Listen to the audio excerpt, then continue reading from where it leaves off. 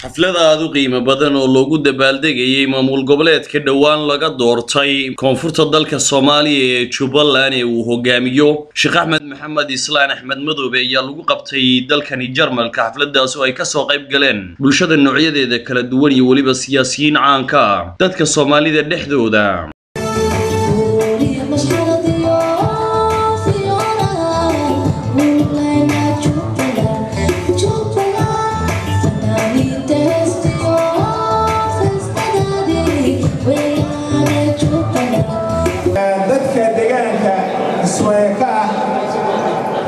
حفلة كتاجريسة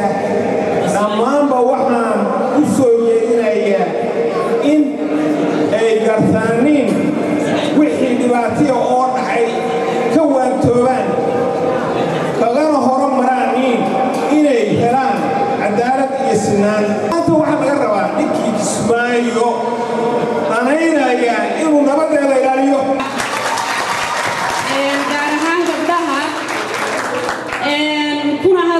magaca dadka halkan isku yimid taageerayaasha iyo intii kale ee jecel inay yimaadaan jecel laakiin ay suuroobi weydeen waxaan halkan caawa isugu nimid xafladda quruxda badan ee rag iyo dumarba laga soo qayb galay in aan ku taageerno maamulka cusub ee ka dhashay Jubbaland maamulkaas oo aynu dhihi karno dhammaan Soomaaliya u dhashay walaaloobay maamul wada samaystay israacay kuna faraxsan noloshooda marka taasi waa horumar dawladda dhexe Soomaaliya inay ka faa'iideysato loo baahan yahay ee ayna dib ugu dhalinin anigu waxba ma samayn kara adna waxba ma samayn kartid walaalayaal dhibaatada qaafaan leenahay walaalayaal maamulkan taageeraan leenahay walaalayaal waxa la wada qabsadaan leenahay walaalnimadu waa in ay macaanaato walaalnimada waa in dhibaatadii la soo maray laga faa'iideysto waxaan marka ugu horeysa u mahadcelinayaa taageerayaasha reer Jubbaland State ee caawa xafladan ka soo qayb galan aad iyo salaamantii waxaan mar labaad iyo mar kale u mahadcelinayaa iyagana telefishinka caalamiga ee Home Cable TV oo shaqo wanaagsan inoo qabtay intii aad ka gudbo anigoo ku hadlaya magacayga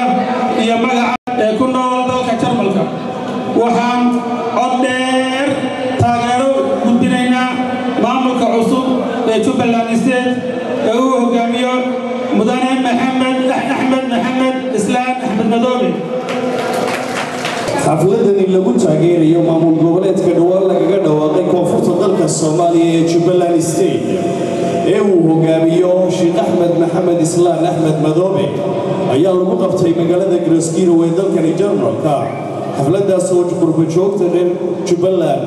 ee ka soo jeeday deegaanadaas ay ugu dabaaldegayeen maamulka cusub ee u dhashay deegaanada ay ka soo jeedaan ومركي يقول رئيسي ذلك الجرمال كلو قبض حفلة لو تاجريو مامل كو هوجاميو شيخ أحمد محمد إسلام أحمد مدوبي استفاحة هذا هارون تلفزيون عالمي هون كيبل تي في ورك يوروبا